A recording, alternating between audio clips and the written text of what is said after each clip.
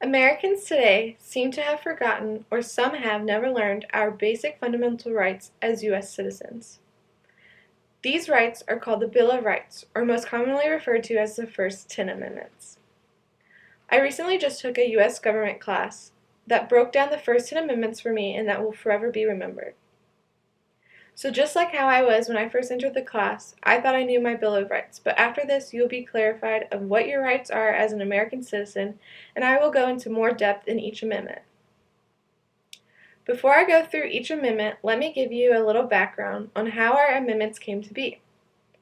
Many people did not think that the Constitution that was in place at the time did not protect their rights as Americans.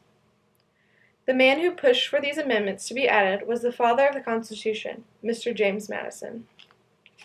These first 10 amendments basically say these are the rights that each citizen has and the government cannot infringe upon. Now you know a little background of where and why the Bill of Rights came to be. Let's go through each amendment. The First Amendment in the Bill of Rights is the most well known to all. It is the right to freedom of religion, speech, and press. With freedom of religion, this allows U.S. citizens to practice whatever religion they so please without the government interfering. The freedom of speech and press allow people to say what they want to say and print what they want to print without the government's approval. Although certain things are not allowed, such as material or words that poses an obvious threat. The First Amendment is pretty self-explanatory, which makes it the most well-known of our rights. Our Second Amendment causes a lot of controversy even to this day. There are two parts to this amendment. The first part states that each state can have its own local militia. The second part, which is the most controversial, is the right to bear arms. This allows citizens of the United States to own guns for their own protection. With so much that is happening in our country today, with mass shootings, many people believe that citizens should not have the right to own a gun. On the other hand, people believe that owning a gun is protection against things like mass shootings. This is where the controversy arrives, and many people try to interpret what our founding fathers really meant with the right to bear arms. The first two amendments, along with the fifth in the Bill of Rights, are the most well-known and the ones that pertain to us today. Now I'm going to discuss the Third and Fourth Amendment. These two amendments are still as important to know as the first two because they deal with your property and your belongings. The Third Amendment doesn't affect us much today in the modern world. This amendment is no quartering of troops. The government is not allowed to house troops in the homes of citizens without their consent. The Fourth Amendment protects your belongings from search and seizure by the government.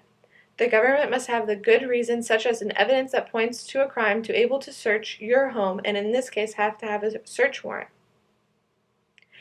The next amendments I'm going to talk to you about all deal with your court system. These are the Fifth, Sixth, Seventh, and Eighth Amendment. The Fifth Amendment is well known among citizens today because of the I plead the Fifth statement. This amendment gives citizens the right not to answer any questions asked by police while in the custody or in court. The next amendment is the Sixth Amendment. This gives a citizen the right of a speedy and public trial with the right to an impartial jury. The citizen must also be aware of pending charges and have the right to have witnesses. The Seventh Amendment deals with the trial by jury right. This was very important to our founding fathers because it allows a group of citizens to judge to see if a fellow U.S. citizen is guilty of a crime. This makes the court system fair and doesn't allow the government to be biased towards one side. The final amendment in this section is the Eighth Amendment. This deals with the punishments brought on by the courts. Courts cannot impose an excessive fine, or they cannot give a cruel or unusual punishment. These four amendments all give us rights within the court system so that the government cannot be unfair towards the actions of a citizen.